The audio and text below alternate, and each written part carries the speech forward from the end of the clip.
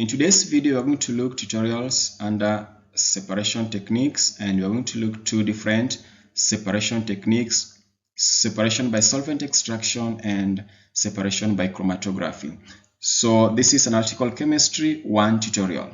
The question reads: the distribution constant for iodine between an organic solvent and aqueous phase is 90. Calculate the concentration of iodine remaining in the aqueous if 45 ml of 1.5 times 10 to the power minus 3 mol per liter iodine was extracted with the following amounts of organic solvent. You have 160 ml, 230 ml portions, and 6 10 ml portions. And remember, in the separation by solvent extraction, the smaller amount or the smaller volumes you use, the more efficient extraction you can get, unlike if you use a larger volume ones. So a formula that we use to calculate, we have Qn. Qn is the fraction itself is equal to volume of the aqueous VAQ over Kd, which is the distribution constant, times volume in the organic layer plus volume in the aqueous layer raised to power n, and this n is what we call the number of portions. So n represents the number of portions, Qn represents the fraction itself, and VAQ is the volume in the aqueous layer, Kd is the distribution constant, Vop is the volume in the organic layer, and then VAQ is the volume in aqueous layer. So this one and this one will stay constant, Kd will stay constant throughout. The thing that is going to change is this n and the Vop. So this is how we calculate the Qn, the fraction itself. But if we say fraction remaining, then it is Qn times initial concentration. Sometimes there are people that will just multiply here straight to get Qn times initial concentration to get the fraction which is remaining. But sometimes we prefer to calculate the fraction itself first, then multiply by the concentration, initial concentration, so that you can get your fraction remaining. The reason why we do this is because sometimes you can be told to calculate the percent of, let's say, Z remaining or percent Z in the solution. That is where now we are going to multiply the Qn times 100 to help us get the Z percent. So based on what you have written, then we can say Q, remember n represents the number of portions. So in this case for 60, we are just going to say 60, or no, we'll just say for Qn for 60, we just know.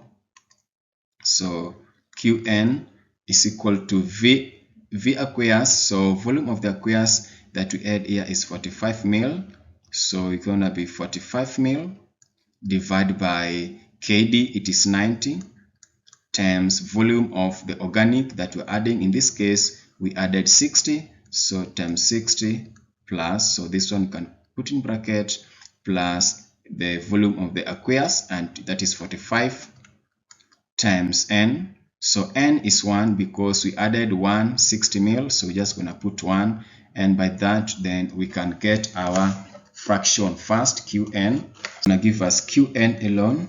Qn is equal to 8.264 times 10 to the power minus 3. So that is Qn. But now for us to calculate the concentration remaining, we're going to say Qn times CO. So that's going to be 8.264 times 10 to the power minus 3 times initial concentration, which is 1.5 times 10 to the power minus 3 molar, and that's going to give us 1.2396 times 10 to the power minus 5, so which is approximately like 0.000012314. So this is the percent, this is the concentration remaining when you use 61s. So that is for the first one.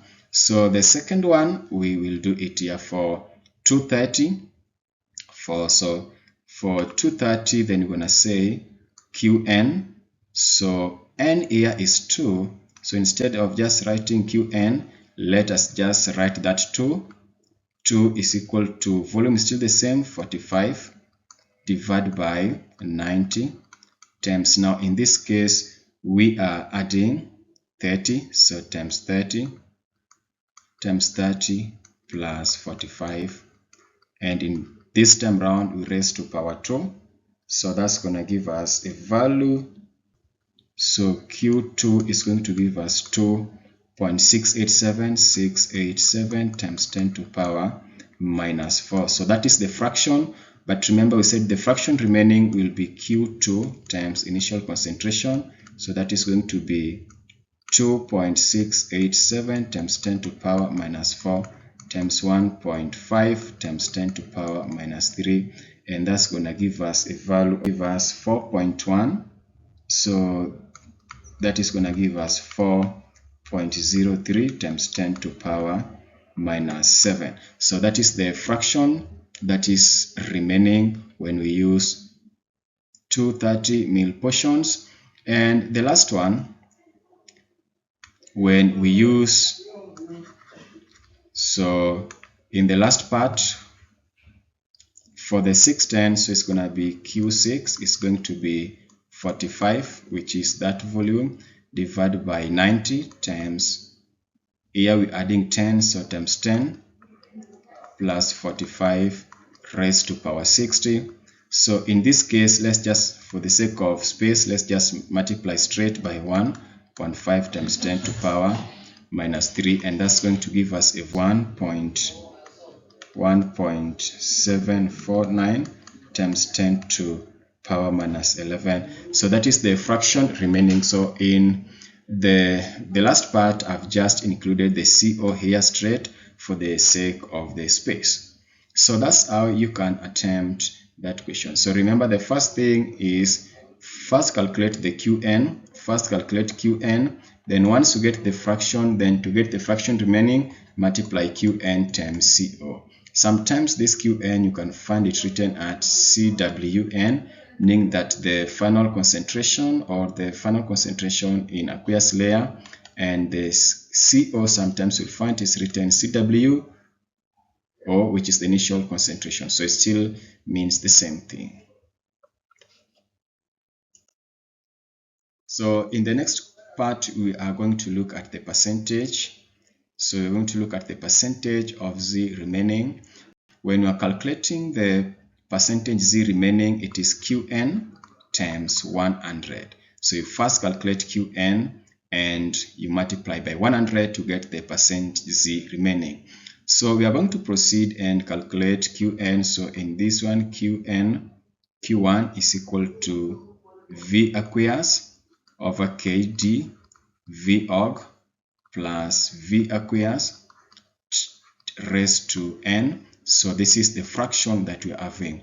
So if we substitute, so in case we substitute one, we have V aqueous, which is 30 mils, because water is the aqueous, and we have our Kd, which is 6.78, so that is 6.78 times the volume of the organic that you're adding, which is 30 mil, in this case 30 mil, so plus volume of the aqueous, which is also 30 in this case, and we are told that 1n, so that is will be 1, and that's going to give us a value of, so the fraction itself gives us 0.1285.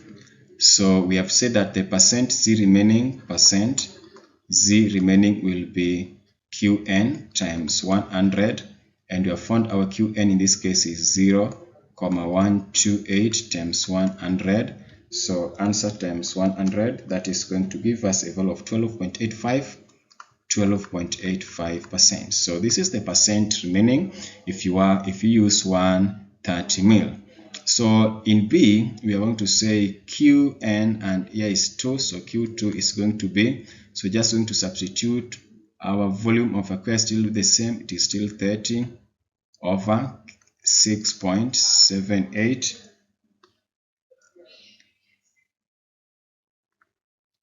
So we have 6.78 times, in this case we're using 15. We're using 15 plus 30. So 30 is the aqueous layer still. So we're just going to put this one.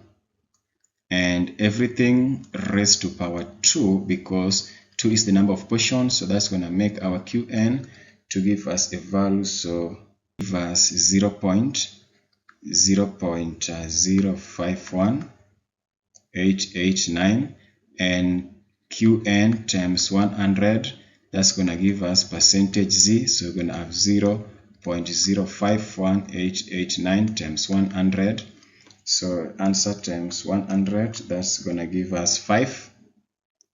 They're going to give us 5.189%. So this is the percent Z remaining. So pause the video and then try C, and then come back and check.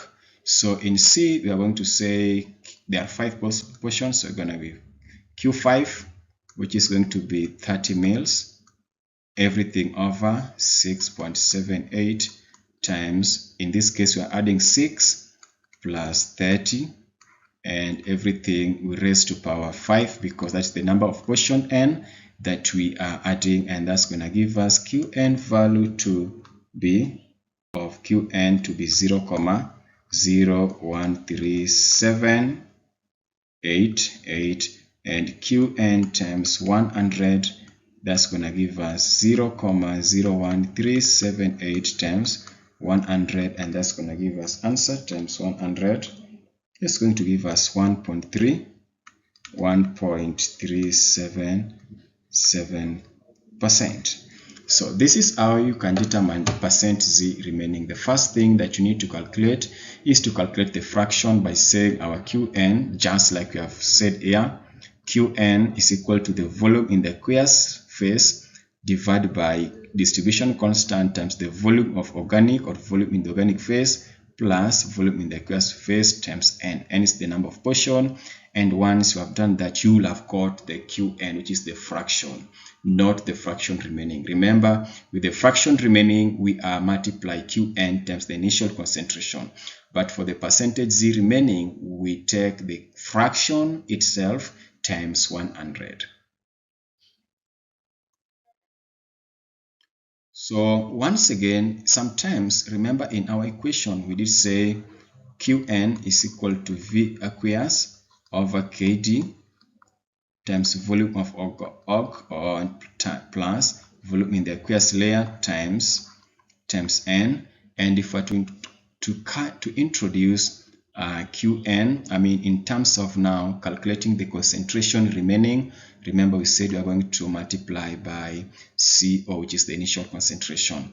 So for the matter of consistency, in this case now, let me replace Qn with Cn, just to say Cn, which is the final concentration. So Cn now represent our final concentration, CO is our initial concentration, V aqueous is our volume in the aqueous phase, Kd is the distribution constant, V org is the volume in the organic layer, and N is the number of portions. So in this case, most of the time, you can also be asked to determine the number of portions that the person used. So just by doing this, we can introduce equation and say now Cn, let's just use Cn instead of Qn. So Cn is equal to V aqueous over Kd V org plus volume in the aqueous phase, all raised to power n times C times CO. So we can take CO to the left hand side, and you can say now, if we introduce lane by, okay, let's just say that. If we take CO on the other side and we introduce lane, then you can just say lane of final concentration over initial concentration is equal to, this is n, when you come this side and you introduce lane on this side, you're going to say n lane of V aqueous over Kd V volume in the organic phase plus volume in the aqueous. So we don't say to the power n because we have introduced n on this side. Remember, we want to remain with n, and therefore since we want to remain with n, our n, we are going to divide both sides by this, the entire thing here. So our N is going to be ln or Cn over CO, which is the final concentration over the initial concentration, divided by ln V aqueous over Kd times volume in the organic phase plus volume in the aqueous phase. So this is what we have. So this is how you can get the number of portions. So having said that, then let's apply this formula to calculate the number of N, which is the portions that used. You are told a volume of 80 ml of 0.06 molar heroin is extracted with N-hexane. How many 30 ml of N-hexane must be used to lower the concentration of heroin to 4.6 times 10 to the power minus 4 molar. The distribution coefficient of heroin between water and that one and hexane is 3.3. Here we can then arrange and say our N is equal to, you can calculate them separately by saying ln of Cn, which is our initial concentration, 4.6 times 10 to power minus 4 divided by 0.06, and this one alone is going to give you minus 4.870 minus 4.7808. So this is the first part here, or let me don't put this one. So that is ln of this side on the left hand side, and then we can calculate and substitute on the other side by saying ln of V aqueous over Kd V org plus V aqueous. So the ln of everything here, so we can substitute and say ln of V aqueous is 80 over 3.3, which is our Kd, times the volume of the organic layer, which is 30 plus 80, which is the volume of the aqueous layer. And if you punch this in the calculator, minus 0.8054. So this is the ln on the right hand side, so or denominator in this case. And we said now our N is ln Cn over CO, so we have said our denominator, our N is ln of Cn over CO divided by ln of V aqueous over Kd V org plus V aqueous, and that's gonna give us, so the numerator part we have calculated to be minus 4.7805 divided by the denominator we have calculated to be minus 0.8054, and if you can, that one cancel each other, our N, if you punch in the calculator, is going to give you a value of around 6, approximately 6.1. So you can get a value of approximately 6.1. So that's tell us that 6.04.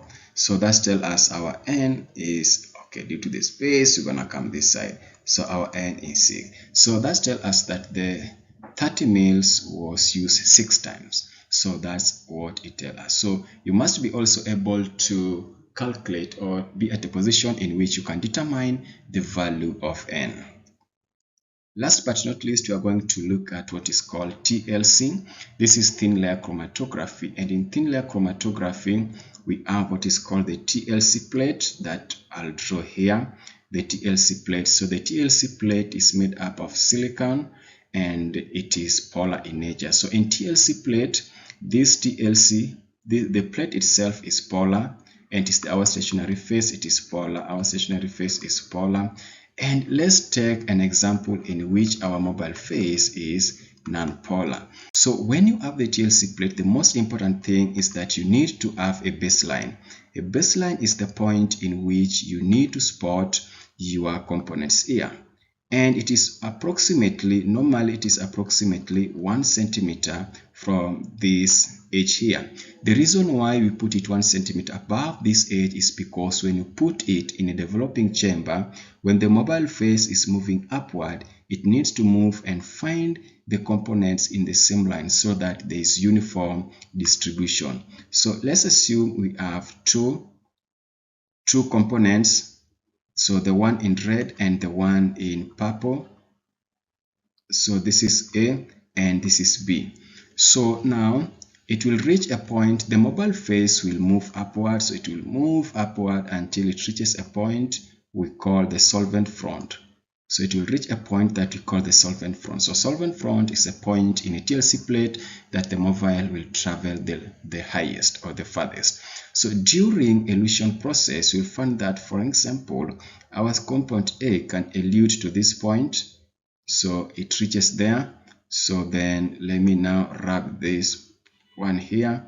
Let's say it moves until it reaches here, and then our B just reached somewhere here. So it didn't move that much, so it only reached somewhere here. So now what you need to do is to determine what is called the RF. What is RF? RF is the retardation factor. It tells us how far the component traveled in a TLC plate, and it also tells us the nature of the compound, also the polarity of the compound. So what we need to do is to find the length moved by the solvent front from the baseline to this point. So this one we're going to call it A, which is the distance traveled by the solvent front, or by the solvent or by the mobile phase. And then you need to determine the distance traveled by each. So I'll call this is D2 or DB, the distance traveled by compound B, and also we can call this one dA, which is the distance traveled by compound A. One thing you must know is that in this case, the stationary phase is polar, which is the TLC plate, and the mobile phase that we're using in this case is non-polar. Sometimes you can use a polar mobile phase, and we're going to explain what is going to happen. So if you use a non-polar mobile phase and the TLC plate, which is the stationary phase, is polar. So if it happens that you use a non-polar mobile phase, it means that the compounds which will travel the farthest will be non-polar because they are interacting most with the mobile phase than the stationary phase, while the compounds that will travel the least will be retained by the stationary phase, meaning that it is interacting more with the stationary phase. In that case, it tells you that the polarity of that substance is the same as the polarity of the stationary phase, which is in this case is polar.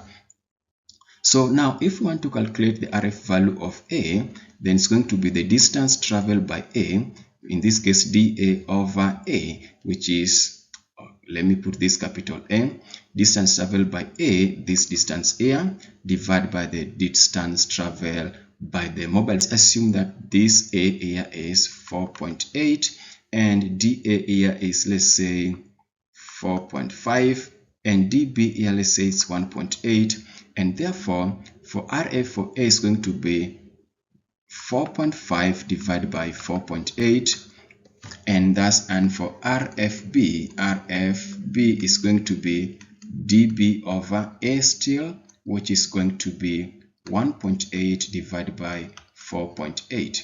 So this is 4.8, not 48. So if you calculate the two, you will realize that the first one is 4.5 divided by 4.8, and that's going to give us a value of 0.93, and the second one is 1.8 divided by 4.8, and that's going to give us a value of 0.375, or you can just say 0.38.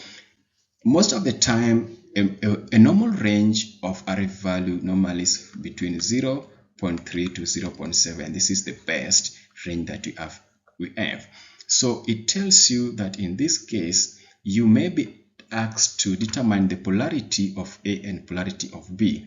So once you have, for that you don't need even to calculate the RF values. You just need to check how far they moved. So if we look at the distance traveled by A, our A, and this B, our A traveled the farthest towards the solvent front. So it means that it was interacting more with the solvent front. It dissolves in it, and the solvent front, the mobile phase, is nonpolar. So because our A interacted most with the nonpolar mobile phase, so it means that our A is nonpolar substance, while B, it was retained by the stationary phase, so it means that it was interacting more with the stationary phase than the mobile phase, and therefore our B in this case is apolar. So this is how you can determine the polarity of a substance using TLC plate. Now, what is going to happen if you use a mobile phase which is polar? So if you use a mobile phase which is polar and the stationary phase is polar, it means that everything will be moved up, and therefore even B in this case will find itself towards the solvent front. So that's the difference between using a mobile phase which is polar and a mobile phase which is non-polar in stationary phase. So now what information can you obtain from the TLC? It can tell you the number of compounds that you can get, or the number of components, just by looking at the spots that you have. For example, here we have 2 spots, so we can assume that until now we have 2 compounds present.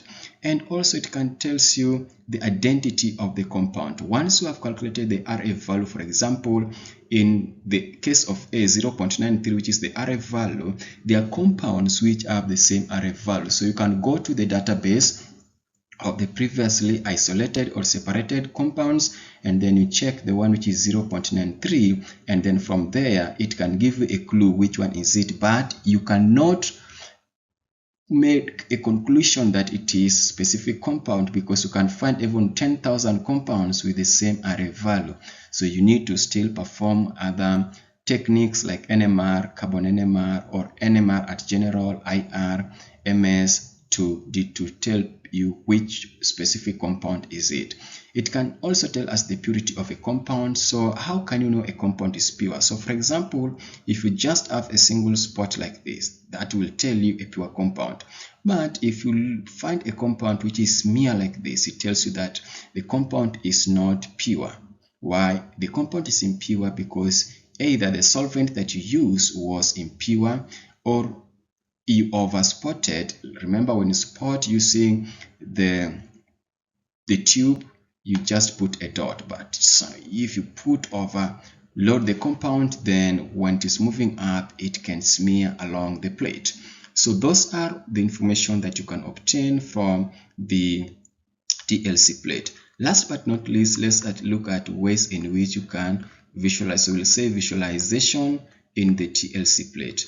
The first thing that you can do is that you can directly observe. You can directly observe the components. Like here, I've observed A and B. So direct observation. Number 2, sometimes there's components which are present, but you cannot observe them directly, and therefore you can use UV light, ultraviolet light. Ultraviolet light is just going to give us the compounds which are UV active. They will shine under the UV light or the UV lamp, and the ones which are not active under UV won't show up. So from the direct observation, you go to the UV, and for those that are not UV active, then you can use a spraying agent. You can use spraying agents. So the spraying agent is thus the chemicals, like you can have deionized water mixed with the HCl or sulfuric acid in different proportions. You can also use the natural prudence. You can also use other p-anisaldehyd. So there are different chemicals that you can mix to help you or to act as a spraying agents. And also you can burn after spraying. You can then burn the plate through burning. When you burn, then you can also visualize the compounds more vividly. So those are some of the ways that you can use to visualize the components in a TLC plate. Thank you so much for watching. If you have any question, you can put in the comment section and then we'll look at it. Thank you so much for watching. Hey, remember to like the video, share and subscribe. Next time when we upload new videos, you can get notified. Thank you so much.